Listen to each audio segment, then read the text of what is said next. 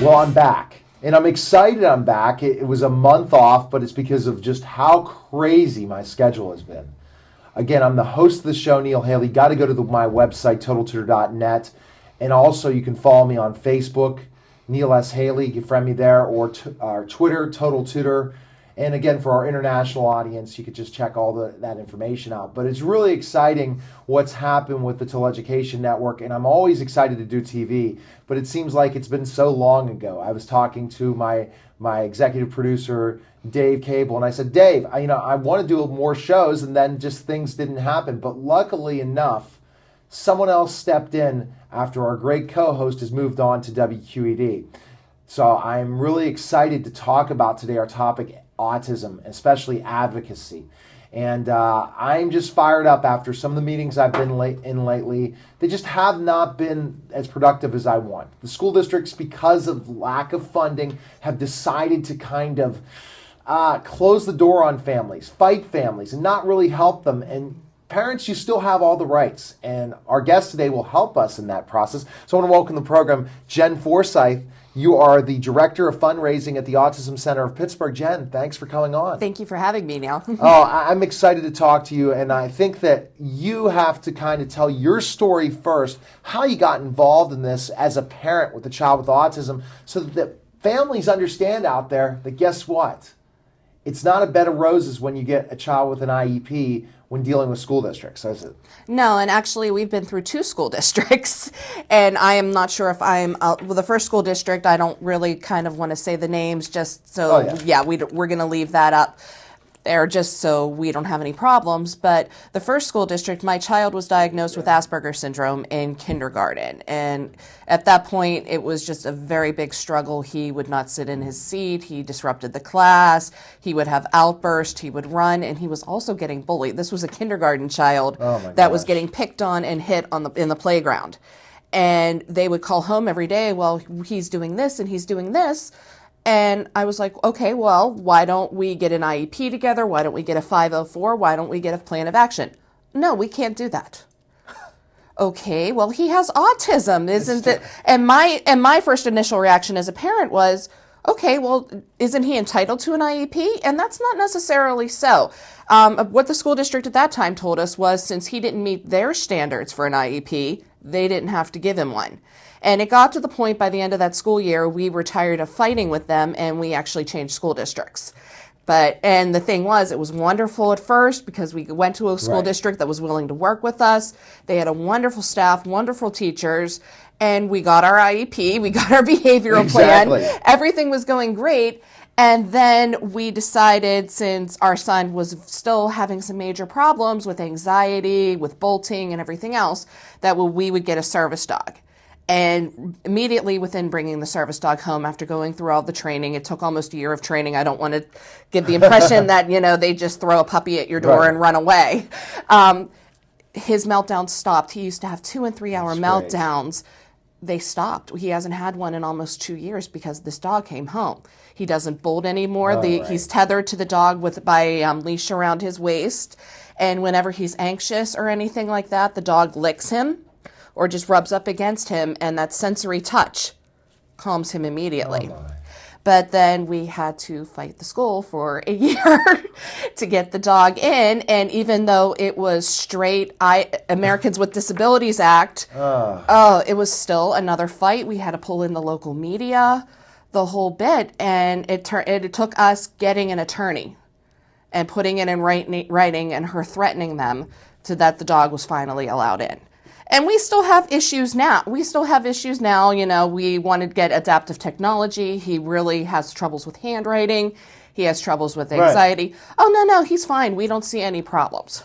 See, and the situation I see, and this is no knock, is that they're lacking money. They're lacking resources. Absolutely. We are in a very, very tough economic time when it comes to public education and education in general, that we're cutting funding just because we think that that's where we're going to cut the budget first. And that's one thing where I hope that some politicians will come on my show and talk to me about why they want to cut education funding and why they think having larger class sizes is a good idea. But which is not. It's not at all. and what you dealt with, especially with the first district, these aren't very nice people, are they? No, and they seem nice at first when you go into the meetings, but I mean, if you start telling them, hey, I know my rights, I mean, there are a lot of parents that will take the no at face value. Okay, they can't do it, we'll try to find something else. Never, as a parent, take no for an answer. Right. Your child has rights. Anything within reason, as far as, maybe some classroom accommodations, maybe some pull-out time if your child has sensory issues and the class is too overwhelming, or maybe a special area to take tests or anything like that. Those are all reasonable accommodations, and you have the right to ask for them. So when a school tells you no, you can basically say, yes, you can, by, the laws that are in place with the Americans with Disabilities Act, by IDEA, by FAPE, which is free and appropriate education. Yeah. Every child is entitled to a free and appropriate education. But the problem is, like you just said, once you know you have the rights and you mention it up, some of those really nice school district officials tend not to be so nice. They're not nice, and they don't understand that the parent is the one that should call the shots. Absolutely. Based on the American with Disabilities Act, they have the ability, and they should have a free and appropriate education that you choose. And what's happening is they say absolutely not. No, we're the experts. Yes. And they will treat you like a fool in so many aspects that you've dealt with in both districts. So tell parents like some of the tactics that they will pull. And then I want to go into specifically what the differences of different advocates out there in the Pittsburgh area and nationally will do to help you through a process like this. You had to do a lot of fighting on your own first, which was probably very stressful for you. It was very stressful. And when we initially brought the idea of the service dog up to the school district, no kidding, we had a 4-hour IEP meeting where we were yelled at by district officials. We were screamed at. We were bullied. They quoted my Facebook pages. They showed videos on my YouTube page. Oh, okay. Well, in this video, the dog isn't paying attention.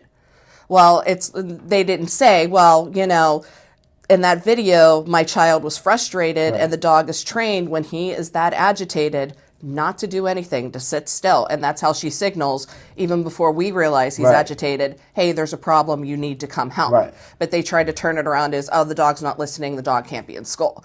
But 4 hours we got yelled at, we got bullied at. The principal told us, well, we're highly educated people here with master's degrees, so we know best. My husband and I both have master's degrees. So that thing wasn't going to fly. And then we also had the principal get so angry that said if the dog was allowed in school, he would find a way to have the dog kicked out. So the thing is, the most affluent school districts will do this. Lots of school districts will do this. And you think that we're paying their salaries. Yes. We're the ones paying the taxes, that they deserve to be a service. It's a service. Public schools are a service. Right. It's not for the community. It's not for them to think that they're the biggest and baddest people in the world. So that's the frustration that families have. And this is one thing that I tell you is I'm not going to go in there and buddy up with a school district. I'm going to go head to head, and I will go in their faces. Because the bottom line is this. You cannot allow them to dictate your child's IEP. Honestly, any child, even without special needs, it's your right as the parent to choose what you think is best for your child. A lot of times, districts will cut costs, will figure out any way possible, and their fights just for an IEP or even to get an IEP or get a 504. I had a child with autism I was working with, flat out, guess what they said? No IEP. School test scores are good, just kind of like the first district you dealt with before. Yes, that's exactly what it is. Sean tested in the 90th percentile in all of their standardized tests, and that was their basis for not giving him an IEP. Not that they were calling me every day and saying, we can't control this child, do something. And at that point, you have to answer back, well, what do you want me to do if you're not willing to work with me? And you have the right as a parent to go in there, and you have a right to observe. If they're telling you, if you're seeing problems at home and they're telling you everything is fine, you have the right to go in there and observe your child's classroom. Not many parents know that, right, but you do. You have the right to go in there and watch your child and see what's going on. They can't keep you from the building. It is a public entity still. I mean, yes, there are security guards, there are security measures in place, but you have the right to go in there for your child. And like I said, with reasonable accommodations, that may make your child learn better. Yes, this is a child with autism, but he's very high functioning, he's very intelligent, and he deserves the same education as every other child in that school. Here's the question, and this is, again, a Q&A in a way, and I think that you and I need to go out and do talks a lot of places, but districts flat out say this: if it doesn't meet the state criteria, I'd like to take that state official and say, if you have a child with autism and you don't see that the behavior is exhibited in school, but the parents deal with it all night just because they kept them in order all day, that it shouldn't count unless it's at the district. Those people that have made those decisions, it's not right. Because guess what? The social well-being of that child when they get home and what they go through and the stress every day that they might be hiding, why do they do this? Do they have the right, if you have a child with autism, to deny them an IEP or 504? Do they have the right to do that? Is there a criteria from your research that you've seen? If not, I've been told by districts that the district has the right to say no. They think they have the right to say no, but then you have the right to take them to due process and hire a lawyer and get that IEP. So no, if you feel your child needs it, and what you're describing, the situation you're just describing, is what our son went through. It's called internalizing. And and this is what happened when we tried to ask for a special bus for him, and when we relayed the stories of how he would come home and just explode in tantrums and anger. Exactly. And all of these things. He would take everything that was going on during the day, the loud noises, the anxiety from the test, at that point he wasn't able to verbalize he needed help on an assignment. And he would internalize that and hold it in all day. Yeah, and then take it out at home. Exactly. And when 4 o'clock rolled around, we had a time bomb on our hands. And the district would tell us, okay, well, anything he does outside of school is not our problem. Actually, it is, because the cause of the problem, the root of the problem, is in the school building. So it absolutely is their problem. When we get back, I just want to kind of look at specifically, this is what makes me mad as an advocate. And this is something I'm so passionate about. If I could be at meetings all day long, taking care of districts that are choosing to not think of these. They look at the state criteria. If people listening, if they want to go ahead and tweet me right now, or they want to Facebook me, whatever they need to do watching right now, and tell me who is the person making all these decisions in the state and telling these districts to fight us on these things. If you have a child with autism that's holding it in all day, they come back home and then they take it out, and then they say, well, it's a home problem, not a school problem. Well, I have an issue with that.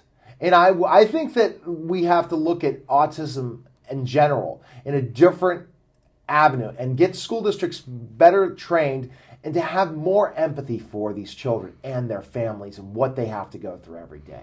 So when we get back, I want to go a little bit more into that. There's a lot more to talk about, different ways you can be the best advocate for your son or daughter that has autism and who can help you.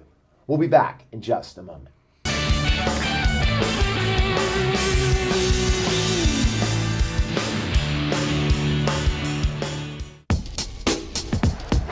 Savings Man here with a story for you about two young spenders named Tommy and Sue. Their parents let them buy whatever they chose, like video games and designer clothes. As they grew older, they spent all their pay on fancy cars, houses, 2 lattes a day. They lived in the moment, never saving a dime. When they tried to retire, they'd run out of time. Working forever is Tom and Sue's fate, so choose to save now before it's too late. Visit our website to find out more, 'cause a happy ending's worth saving for. Here comes the monster, the Tickle Monster. Just imagine what a little time can do for your family. This is not a race. On the road to financial independence, the winners are the ones who stay the course.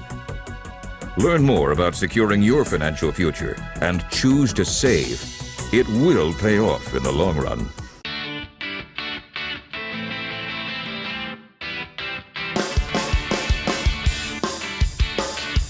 We're back, and if you've watched my television show, since it's been in the studio, I haven't been that passionate. I've been in a little bit, but when you're talking about something like autism advocacy, it's something that's why I decided to become an educational advocate. I'm a trained teacher and own a tutoring and consulting company, but I'm different than a lot of educational advocates. A lot of educational advocates are like my guest, Jen Forsyth, because Jen has firsthand saw this. But you also got to say, it's better to have an advocate in your hand as well, because here's the reason. A lot of times when you as the parent choose that you're the expert in advocacy, the problem is you have to do all this research. An advocate knows exactly what they need to do if they're doing the right thing. They do. And I mean, as well versed as my husband and I have become in these laws, it's always better because you're the person in that situation. You have the emotion behind it. And even your knowledge of the law may not come out as clearly as it would be because this is your child. This is your baby. You want what's best for your baby. You're not an advocate in this position. You are the parent. So at this point, from this point on, I don't think in the past year we have ever gone to an IEP meeting without an advocate. And it's one of the most valuable tools that you can have, because if you really do have some issues or your child needs some kind of accommodation, and you feel that your school district may not provide it, or there may be some questions, it's always best to have that advocate in there to help you and to quote that law, and that they won't have that kind of emotion. They may know your child, they may like your child, but they have that separation there, and they're there for the rights of that child more than anything. One thing districts want to do is get you so upset as a parent you want to leave. Mm-hmm. They want you to get fired up and start an argument so that basically no facts end up taking place in the meeting. So one thing I do as an advocate is I have worked with Jen, that I have them take notes while I ask questions, and I put them on the defensive. And what happens is a lot of times the truth comes out. And then when they know that we've gotten the truth, then it sets us free in a lot of ways. And then they're like, okay, sure, we're willing to compromise. Mm-hmm. A lot of times parents don't really get the answers from the school.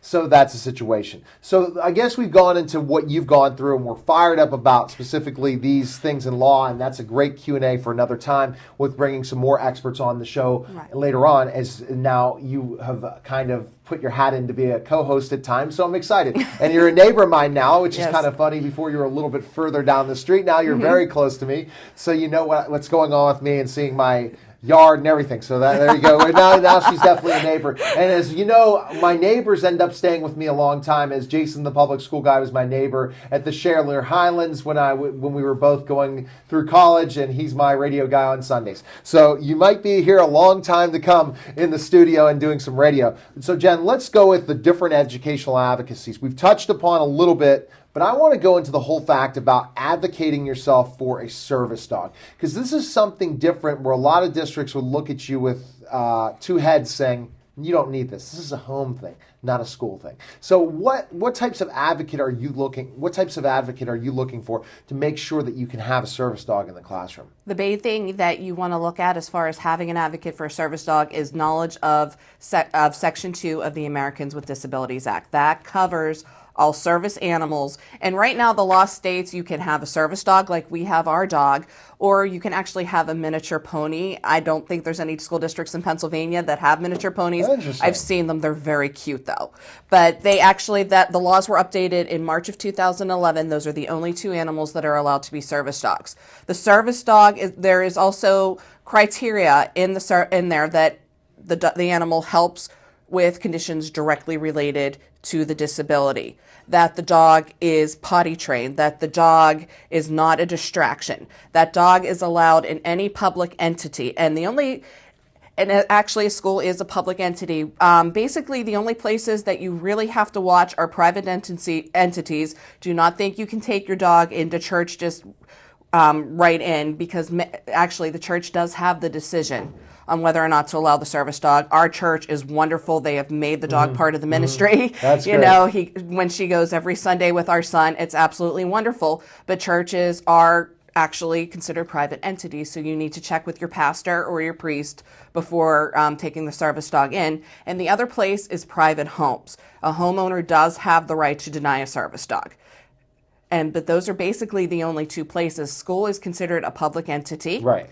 And that dog, as long as it is housebroken, and as long as it is not a distraction to other children, and it serves the actual disability that the child or the adult has, that dog is allowed into school. So you're going to look for an advocate that has full, thorough knowledge of the Americans with Disabilities Act. And a lot of times if they have experience with service dogs, that's the type of advocate you want in there, or a lot of times? If they have experience with service dogs, that's all the better. It's still, as far as having service dogs for children with autism, it's still a relatively new thing. We do have several in the area. We did a fundraiser with some of these children last year and found at least 36 children that had them. So it's still a relatively new thing. But if you want the dog into school like we did, as far as to calm our son's anxiety and as far as the bolting issue and everything like that, yeah, it helps if they know about service dogs, but it's still a relatively new phenomenon, so ADA is still the most important thing. So would you say it's more of the advocacy of understanding what the rights are of a parent through the procedural safeguards and all the different things and the American Disabilities Act?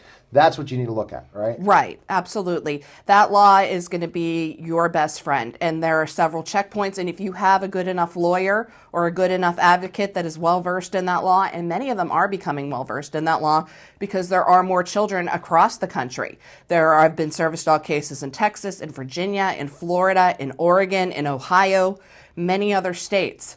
And every last one of these school districts is starting to lose or to back off because the law federally is so clear.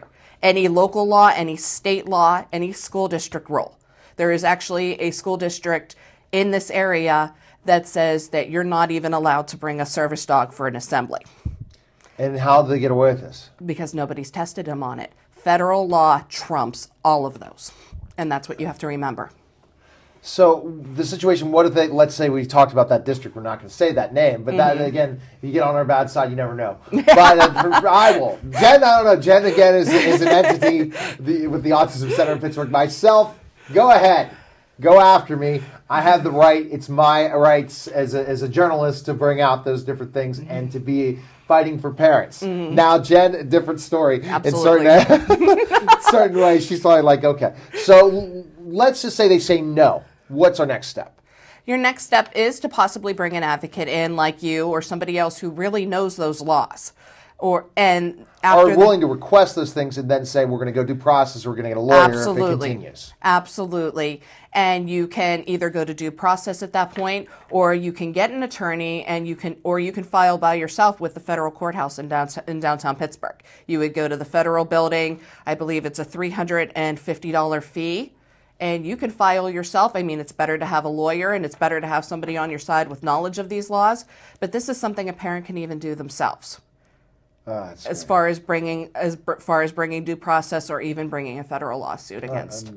Amazing what happens in these situations, and it makes me say we got to be able to do this. We got to be able to fight. So I'm kind of taking my expertise last for you for questions, and then we're going to go into some of the events that are coming up for the Autism Center in Pittsburgh, and also last but not least, go to Q&A with Jen and kind of go after questions I would have that I haven't learned yet.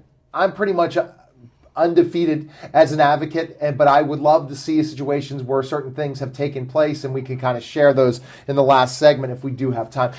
So Jen, let's go with specifically another types of advocacy, not just the educational advocate, but other issues. A lot of times the relationship with wraparound services, and you can kind of define wraparound services for areas not in the Pittsburgh area, and the school district. A lot of times the school district wants to distance themselves completely to wraparound. And we've had that experience as well. When we changed school districts and we went to our new school district, I had mentioned that the wraparound agency, and this is a wonderful system that is set up in Pennsylvania, I'm not sure how many other states have it, where they have counselors come to you and come to your home and come out in the community and work with your child. They are called, there's a BSC, which is a behavioral service coordinator that is in charge of developing your entire treatment plan. And then you also have something that's called a TSS that comes in, helps your child a certain number of hours a week. They can come into your home. They can go to soccer practice. They can go to the movies, wherever they want. And they can teach your child how to deal with things in each real life situation. Right. So they're very valuable. When we got to our new school district, they said, we have a wonderful staff of full-time paraprofessionals. We have counselors on duty.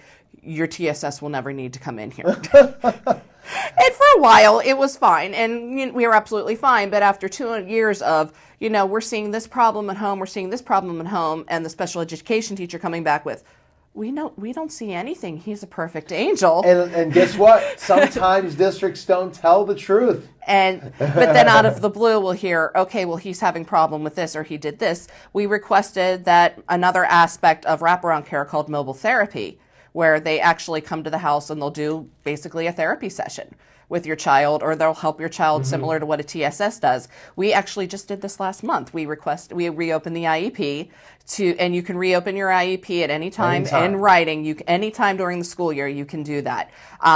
We reopened it to request mobile therapy, and the school's like, oh, he doesn't need it. He doesn't need it. We don't need anyone coming in. But we thought it was valuable because we're seeing things at home, and nobody's telling us what's going on at school. Exactly. So we reopened the IEP. We had an advocate with us.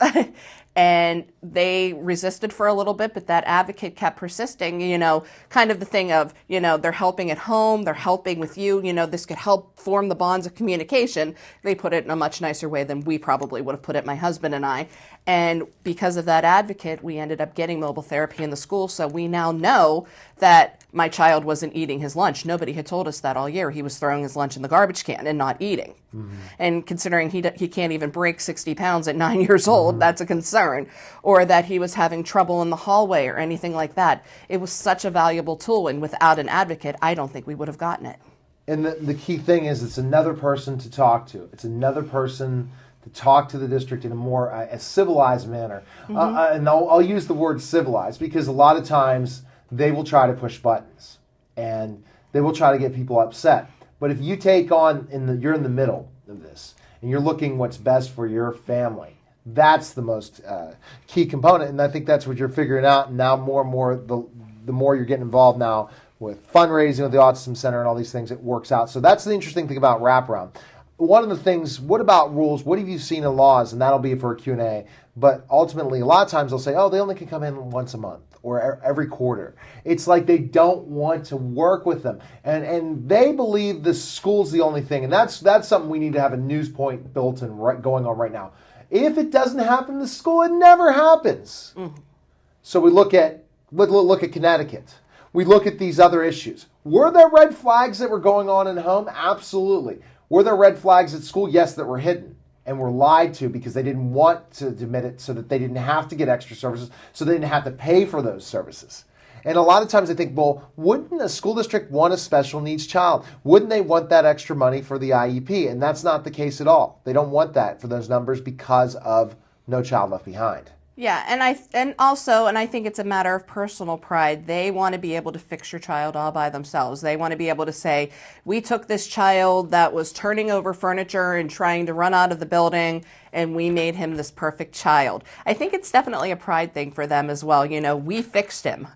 And if you say, well, 2 years later, okay, well, we're noticing this, this, and this, and this. And I noticed this when we went through the service dog and when we've reopened the IEP, they take it very personally. Like you're telling them that they're not doing their job. We know this firsthand when I worked with you the one time. Okay, when we get back, where they try to get in my face, if he would have saw me stand up, I don't think he would have done that. When we get back, more Jen Forsyth, and we're going to kind of go into delving into more advocacies of what we deal with autism. One was wraparound. Now the one that we're going to talk about is some of the therapeutic stuff that, again, they're going to fight. And these are things that, guess what? You go to my website and you go ahead and tweet me out. You'll be able to figure that out. So when we get back, more with Jen Forsyth.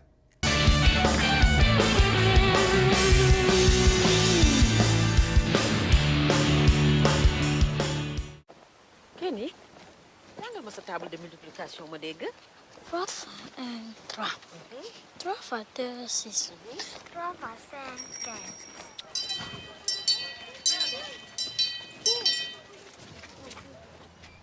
Bu jëkk Mariama ndax mën nga ñoo wax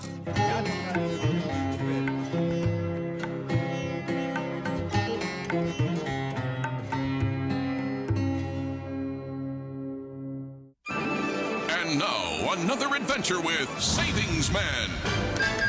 Oh dear, I can't afford that. Charge it. You can pay it off later. Not so fast, credit card guy. Savings man. Don't let him entice you, ma'am. Credit card guy can lead you to big trouble. You need a savings plan. You're right, savings man. Get this ballpark estimate worksheet at choosetosave.org. It will help you get started. Gee, thanks, savings man. No, thank you. So visit choosetosave.org and get your ballpark estimate today. What do we have here? You take Medicare, don't you? Sure. And you probably have a lot of patients who are ready to go on Medicare, yes? Yes. You know, you could tell them that if they're 65, they can go to socialsecurity.gov and apply for Medicare online. It takes less time than sitting in a doctor's office. It's less than 10 minutes. It's quite easy.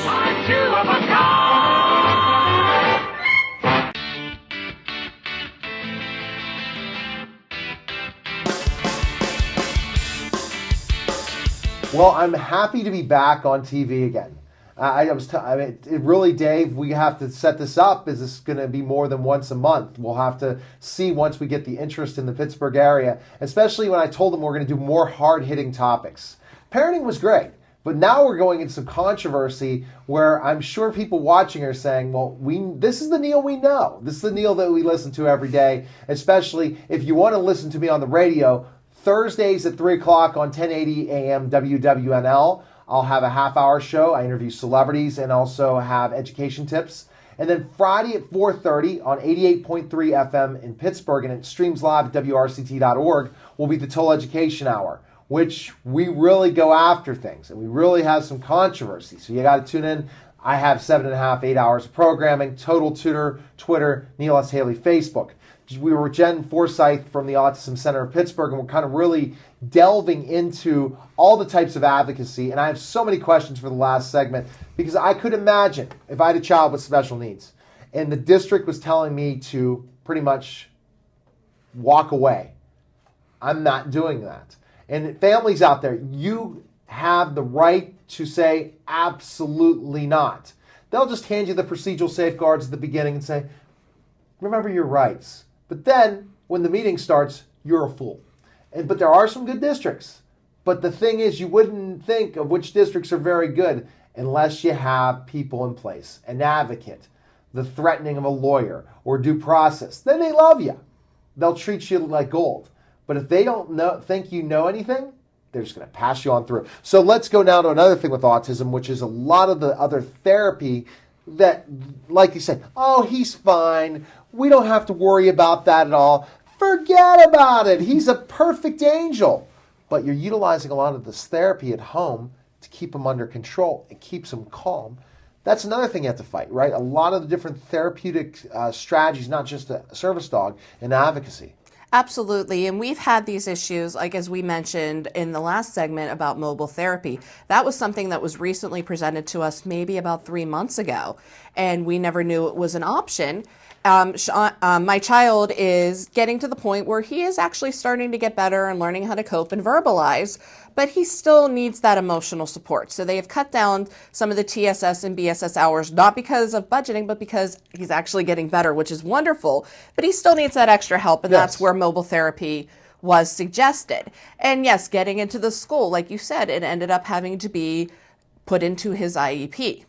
And reopen the IEP on request has to be reopened, and the mobile therapist had to come in, and our case manager and our advocate had to come in and explain to them this is probably a very good thing. We had to show them how they would benefit from it, and that's ultimately, I think, what got it in. And in addition to the knowing our rights, you kind of also have to show how it'll benefit them. Look, if we know this problem's going on, you tell this person maybe we can all work together, kind of thing. The school, this mobile therapy is going to bridge the gap between the school and home, harmony, the whole bit. Right. And that argument ended up winning, and after a little bit of fighting and them taking it personally, like we mentioned it before. But also, we're going to be looking, as he gets older, occupational therapy, that was threatened to be cut at the beginning of the year.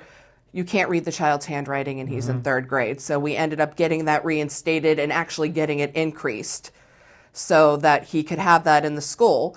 But even with that, we're going to have to get an adaptive technology evaluation. They still want him to write everything out. He gets very frustrated, and when he gets frustrated, you can't read the handwriting anyway. So we feel as he gets into these higher grades and more of that written work is required, to use an iPad or a computer. Me, you're going to need someone that's going to absolutely want to battle and have a knockout, drag-out fight once he moves to the next level. Yes. I know that for a fact because but I have dealt with that district in an even higher level, meaning grade level.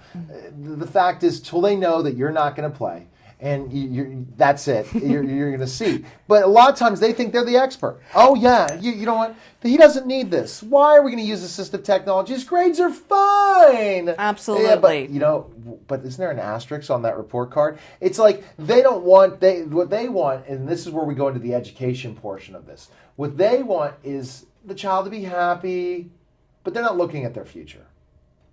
A lot of kids, they're not looking at the future.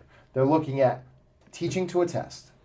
They're looking at, and that's one of my biggest pet peeves and biggest battles right now, is all education is becoming is teaching to a test. One test all year, nothing else matters. We're not looking at their college career. We're not looking at the adulthood. We're looking at a test, and that special needs kids are falling through the cracks because of it. And you also mentioned a good point as far as teaching to a test. Many children, and especially children with special needs, they don't learn the standard way. If you sit there and you talk at my child, he's going to be off in space somewhere. He's going to be thinking about Legos. He's going to be thinking about Minecraft on the computer or something like that. But if you can't do paper pencil stuff like they're doing. Yeah. And then I'll get a call with a please redo on his math test and they're like, oh, he wasn't paying attention. Well, maybe if you would put it on an iPad or a computer. We actually started putting his spelling words on a wonderful app. It's called A+ Spelling, where I can put the words in, record the words in, and recite them, and he can just type them in. Ever since we started using that app, his spelling grades have gone up. He doesn't fight us anymore for spelling, anything like that. Now, I can do that at home, and it was nothing for me to do. It was extremely easy. Why not translate that into the school so he does even better? What's too bad is we want a cookie cutter type of situation with all kids. Instead of creating an individualized plan, that's what an IEP is for. It has to be an individualized plan for each individual student. It needs to be different. Each child learns differently. And I wish that we could take every child that is in school and we go that way.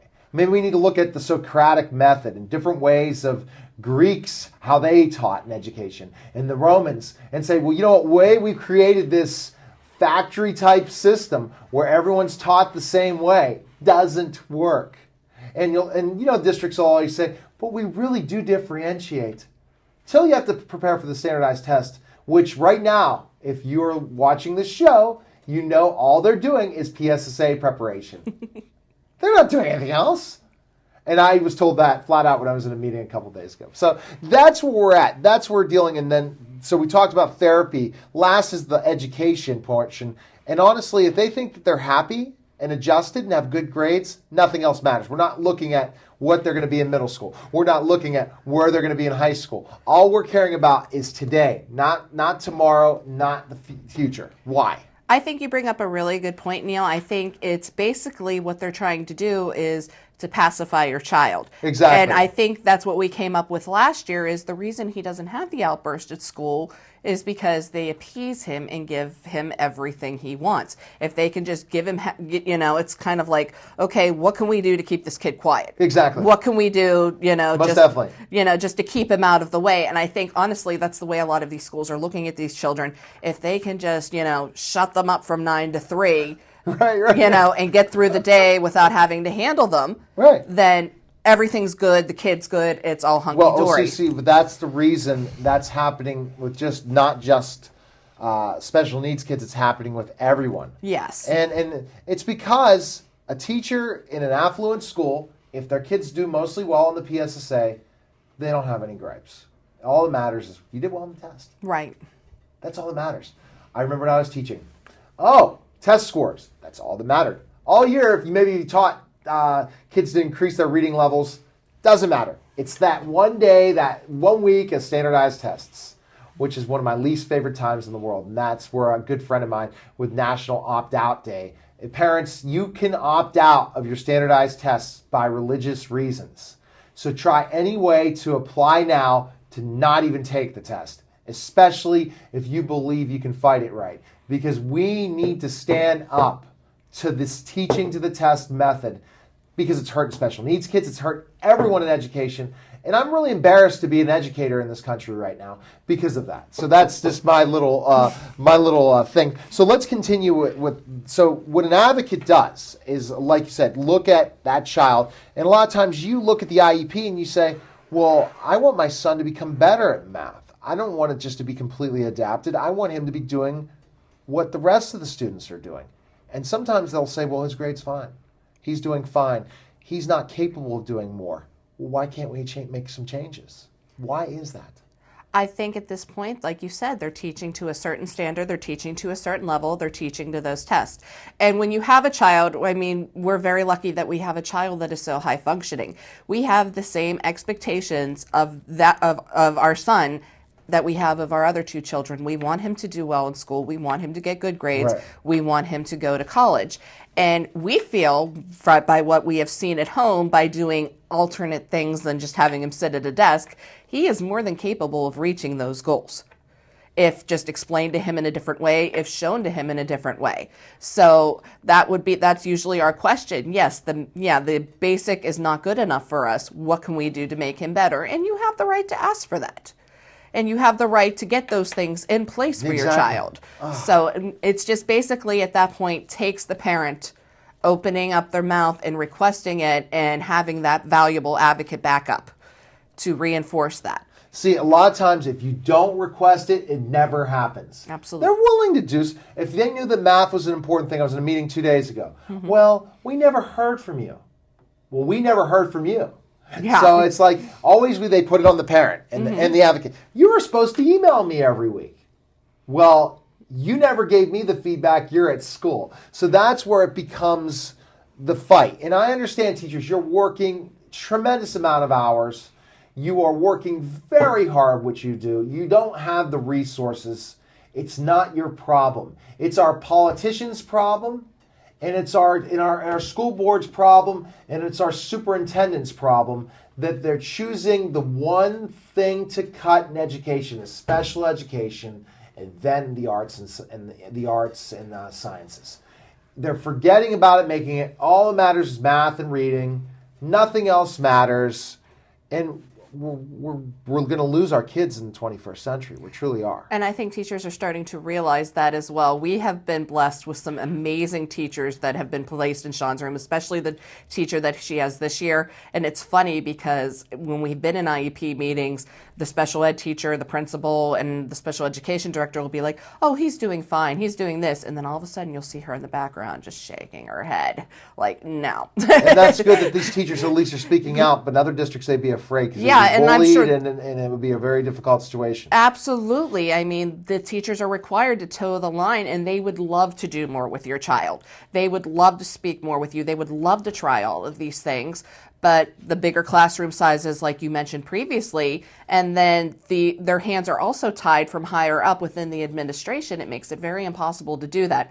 So I don't think I have ever faulted a teacher in any of the problems we've had. Right, and that's where I want to go to our politicians right now and say this is the biggest education crisis.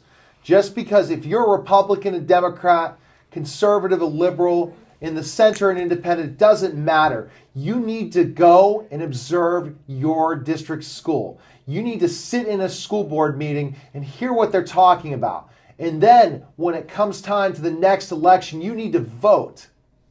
You need to vote for education. When we get back, we're going to talk more about this, and we're going to go into some of the fundraisers that Jen has, and then we're going to talk a little bit of a Q&A before we finish. We'll be back in just a moment.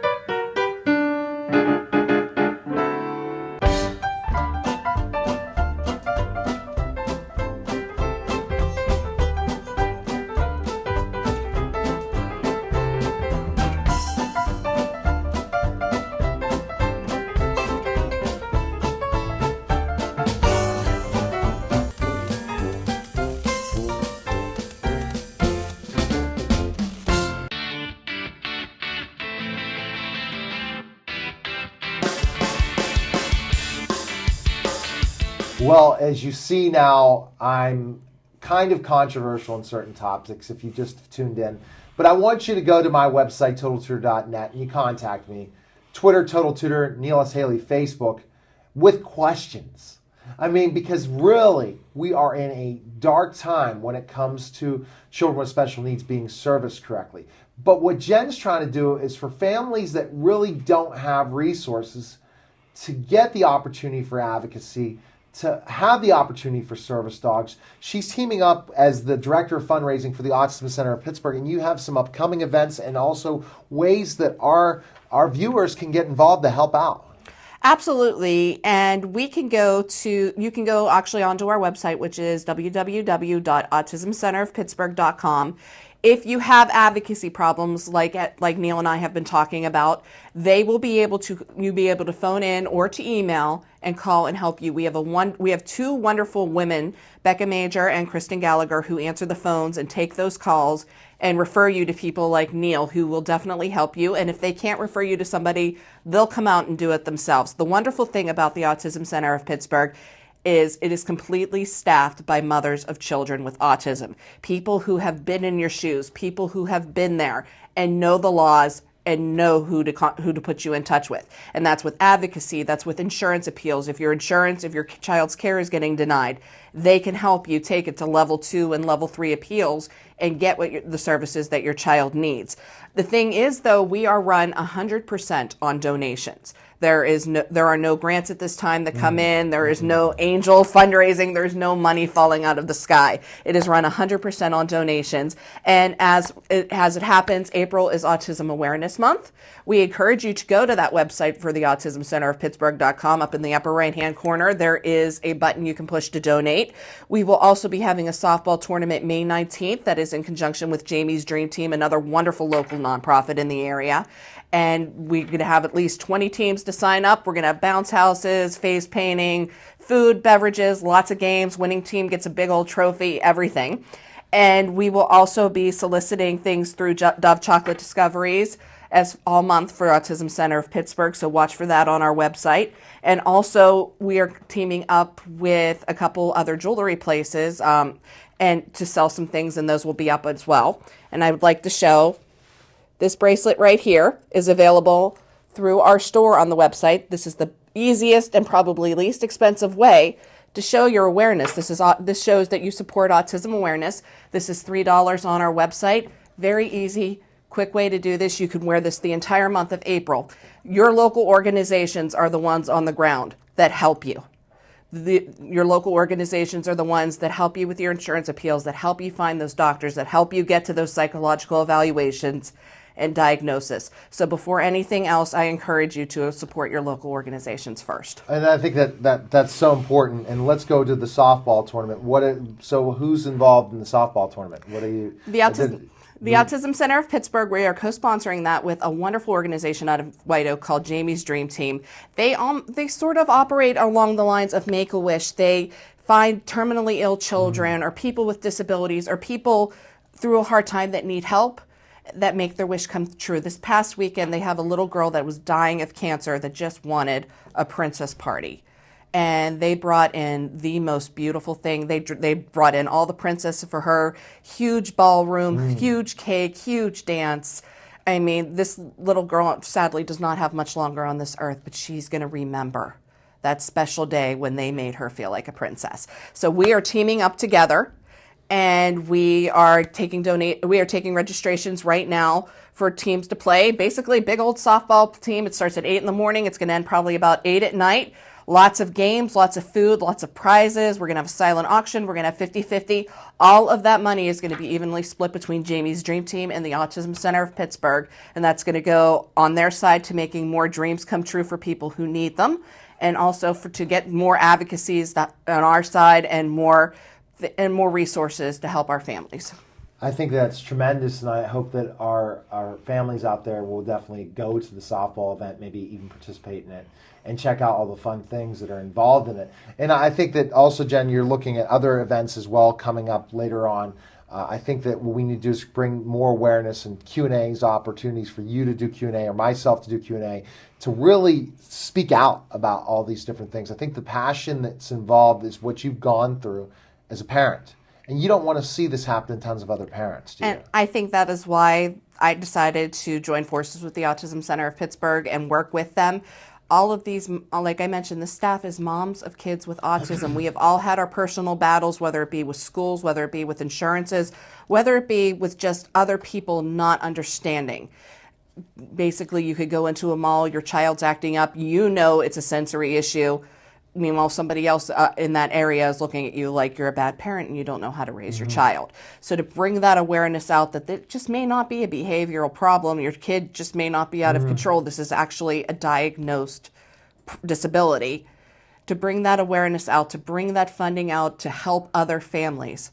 I think just on this local level and to serve our families in the Pittsburgh area, I think is very vital. Well, I'm going to be the Q&A right now for Jen before we run out of time. You'll see how quickly this will fly by, the fastest 10 or 9 minutes in television. But I'm going to ask questions that if I was a parent, would ask Jen.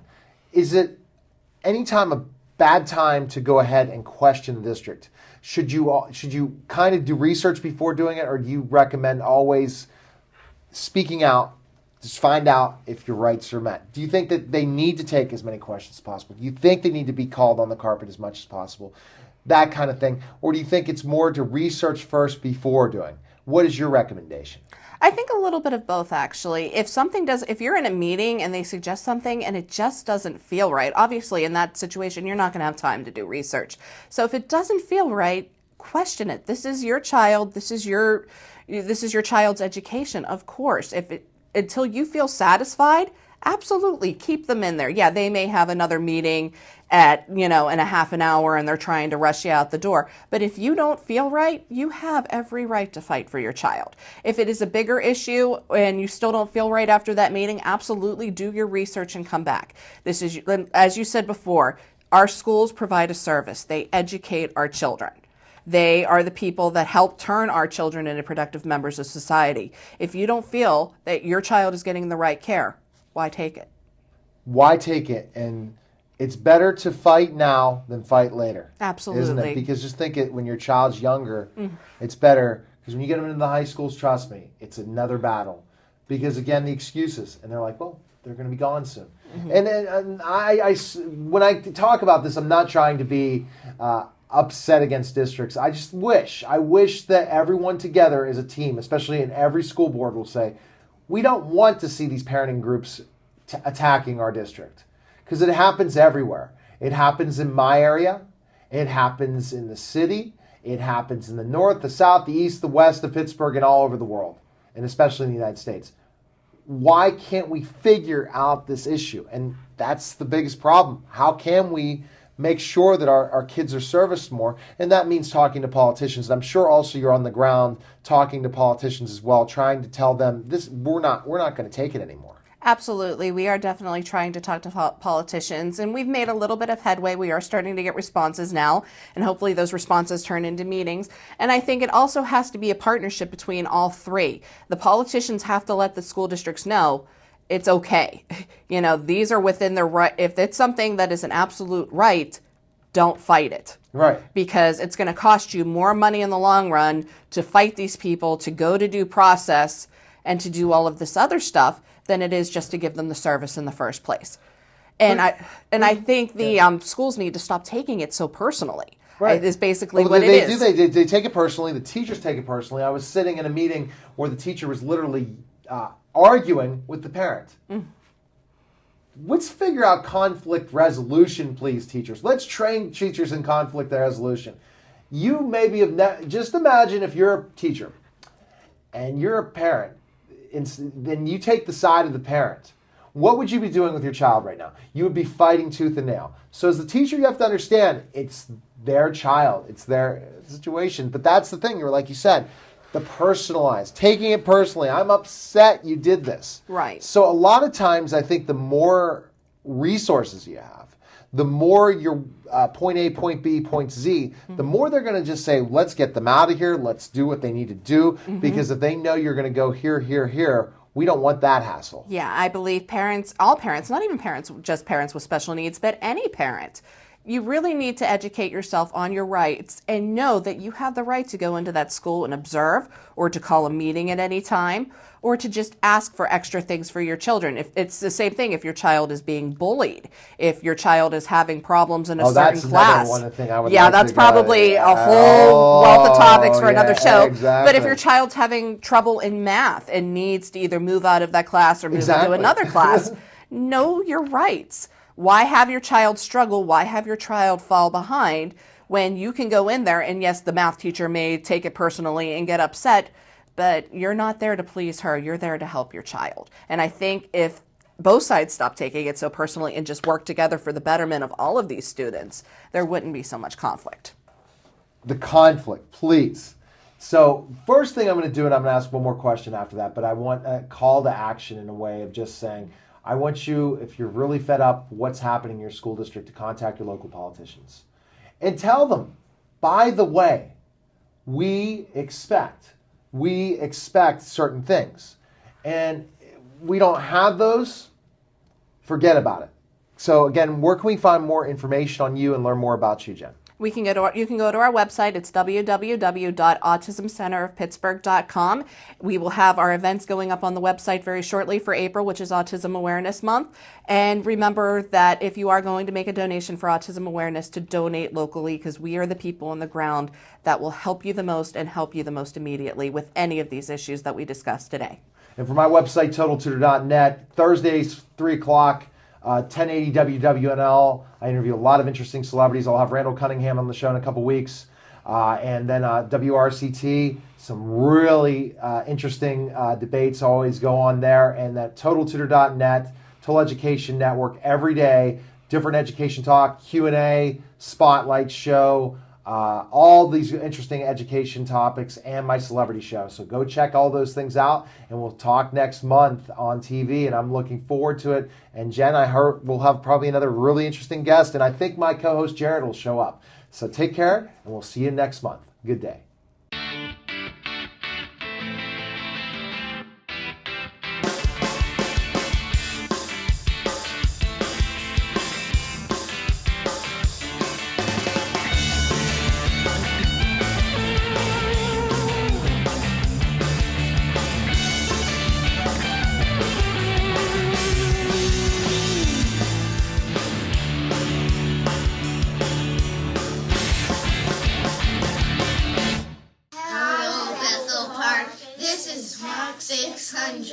Watch BPTV.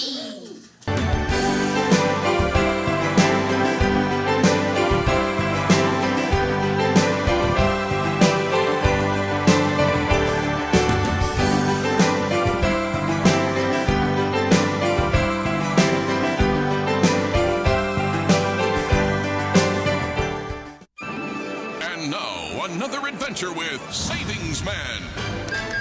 Oh dear, I can't afford that. Charge it. You can pay it off later.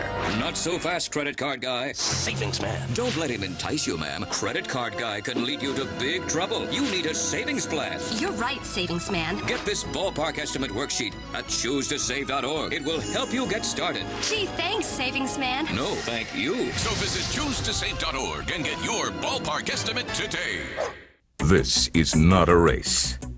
On the road to financial independence, the winners are the ones who stay the course. Learn more about securing your financial future and choose to save. It will pay off in the long run.